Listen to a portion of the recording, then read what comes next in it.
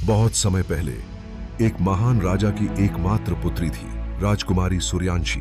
वह अत्यंत सुंदर, बुद्धिमान और साहसी थी। एक दिन उसने अपने पिता से अनुमति लेकर एक बड़े से जहाज से समुद्री यात्रा आरंभ की। उस समय समुद्री यात्राएं महीनों लंबी होती थी। यात्रा को 3 महीने बीत चुके थे। जहाज लहरों को चीरते हुए दूर अज्ञात दिशाओं की ओर बढ़ रहा था।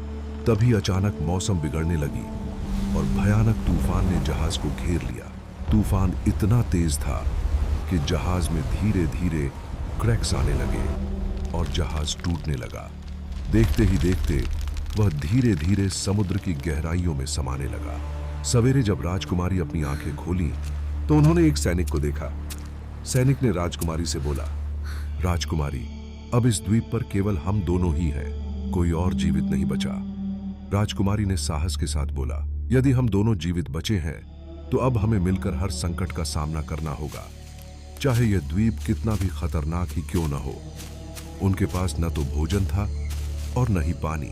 सब कुछ जहाज के साथ डूब चुका था। दोनों डरते सहमते घने जंगल में भोजन की तलाश में निकले। घंटों भटकने के बाद उन्हें कुछ जंगली फल मिले। फलों से तो पेट भर गया, लेकिन अब उन्हें आराम के लिए भी कोई जगह नहीं थी। 2 दिन तक वे लगातार जागते रहे। तीसरी रात को जब वे एक विशाल बरगद के पेड़ के नीचे पहुंचे तो थकी हुई राजकुमारी को गहरी नींद आने लगी। राजकुमारी जमीन पर सोने ही वाली थी कि सैनिक ने तुरंत अपनी धोती उतारी और जमीन पर बिछा दी।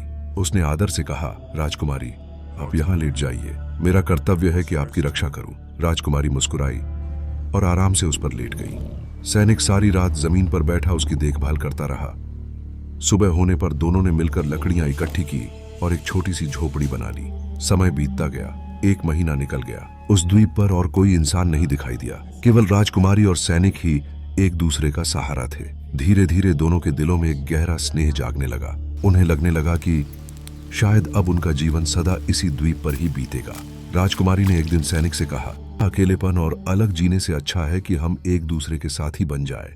सैनिक ने विनम्रता से सिर झुका लिया और बोला, यह मेरे लिए सौभाग्य की बात होगी राजकुमारी।